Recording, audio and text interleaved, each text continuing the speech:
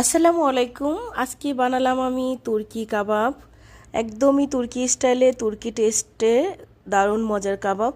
তো ঘরেই বানালাম, অনেক সুন্দর। এই যে দেখুন মাখিয়ে নিচ্ছি, আর এই যে এখানে পেঁয়াজ আদা কুচি, আর এই যে চিকেন বল বানাবো, চিকেন বল গ্রেভি।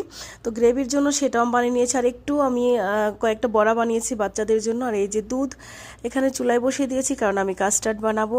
আর এই যে দেখুন বড়াগুলো ভেজে নিয়েছি বাচ্চাদের জন্য। আর চিকেন বল যে গ্রেভিটা সেটাও হয়ে গেছে মোটামুটি, আর একটু হবে, খুব বেশি সময় নাই। তো যাই হোক, রান্না বান্না শেষ। এই যে তুর্কি চাউল বানিয়েছি, মানে এটাকে বলে তুর্কি রাইস, যেটা এত মজার। আর এই যে কাবাবগুলো দেখুন, আর বানিয়েছি খাসির গোস্ত ভুনা, গরু গোস্ত ভুনা।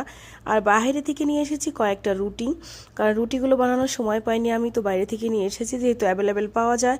আর এই যে তুর্কি সালাদ, এই সালাদটা এত এত মজার ছিল যে সালাদটাই বেশি খেয়েছে সবাই, খুবই ভালো লেগেছে, অনেক মজার।